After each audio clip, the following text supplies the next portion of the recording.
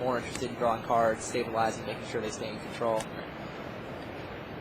Silvergill Adept deals that summon the school. Draws another card.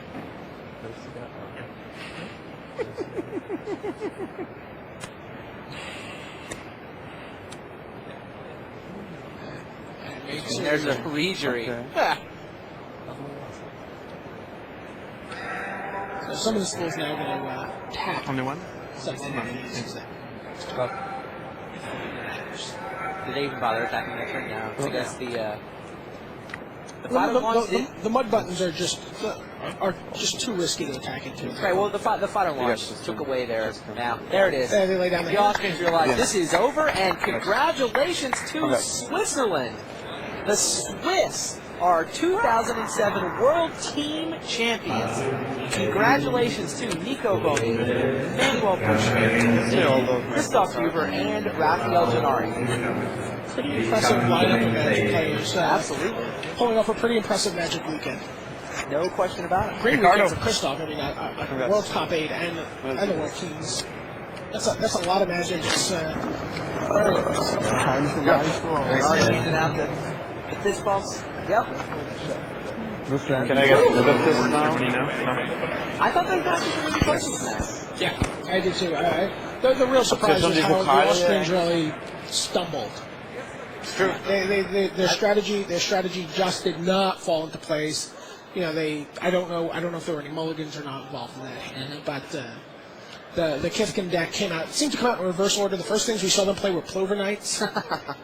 It did not have that very explosive early draw ramping up to a Plover Knight that once you've fought over all these early creatures that you don't want to really face off, and then no, now there's a first striking Plover Knight left on the table. Right. That's how it's scripted in the studio. Did not play out according to script. Absolutely true. And then on the other side, it just looked like the Merfolk deck that the Swiss put together just looked ridiculous. It just looked great. And they were able to. And the other deck, the red-black deck, is designed to hold the board. And the Swiss were perfectly willing to hold it.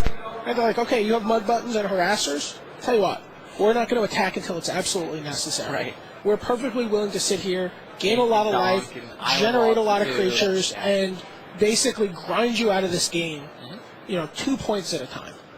So, great strategy. yeah, it was it was good Magic, right? Everyone got their cards, everyone got to play, so that was very interesting. So what's your take now that the dust is settled, we've seen some strategies, two-headed giant with Morrowind, what are the keys? Play blue. Play blue? Play blue. Well, that's key and individual. I think people already knew that part, right? Just card advantage. There's so little card advantage in the Morrowind set. True. There's no card drawing. Okay. It's not as much as we've seen in the past few sets. So something like Summon the School, or Lissalana Huntmaster, or even Silvergill Adept, or anything that just gives you this advantage on the board seems like it's just going to be huge to me. I mean, you're just breaking the flow of the game. Okay. And we saw it there. What do you think of the Austrian strategy? I really like the Austrian strategy. I'm really disappointed that didn't pan out. Okay. But at the same time, while we always talk about Helmut Sommersberger's sort of outlet shopping for limited, he does. It also is not the strategy that we've seen reach the top 8 a lot of times. True. He's usually in contention, right? Finishing in the money, putting an interesting idea out there, and not at the end of the day not winning the whole thing. So, and this may be why. It just might be it might not be a 3-0 strategy. Sure. It might be a great 2-1 strategy. Okay. If we were talking in individual terms, Sure. win your pod. So, but, Sommersberger is someone that I always seek him out when we go to a limited event. I'm definitely looking over his shoulder early on in the draft because he's certainly going to have the more interesting take. And to be honest, when you're playing in a Pro Tour, you want to get, this is where you want to get. Yes. Right, you want to get to the finals. You want to get to the top tables, and having an interesting strategy that is not you're not getting into the same fights for cards is something that I can really respect. I really like that kind of concept. So sure. What did you think of the Swiss team? This was like a veteran army of old time pros. Manuel Boucher and Nico Boni are not old time pros. Fair. Even Huber. Gennari's been around for a while. Sure. I mean, I'm not sure. How about this? Grand Prix veterans. They're Grand Prix veterans. Sure, but I mean, I think they're essentially. I mean, the most impactful thing that has really changed the way the game's played in the last, maybe even 10 years, maybe the history of the Pro Tour, has been Magic Online. Right. Like more than Grand Prix veterans, I think these guys are Magic Online. They're Absolutely. part of the. I mean, with the exception of Gennari, these are post Magic Online guys. These are guys that really have used Magic Online to get good at the game. I mean, it's been a huge leveling effect.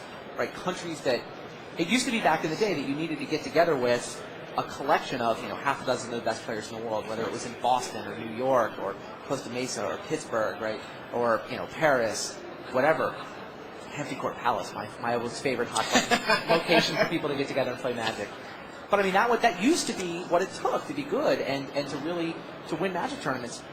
You just don't need that anymore. Magic Online gives everybody access to 24/7 draft partners, premier events, constructed queues to really hone decks, test decks, see what other people are doing, let them beat your head and figure out why they're beating you. I mean, that's at the end of the day how you get better at Magic. And I mean, I think these Swiss, this is just another great example of some guys who've done that. Right, and it's interesting too. When we were doing the Hall of Fame introduction, Scott Johns had a comment about how he met Svi.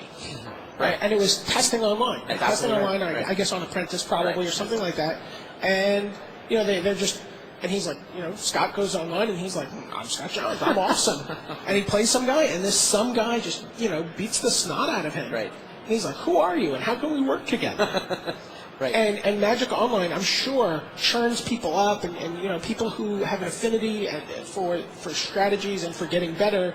You find that those guys start to form clans, they form groups, and I mean, we've seen that in the United States with Luis Scott Vargas and Paul Cheon. Those are certainly products of Magic Online who have advanced onto the Pro Tour and have done very well.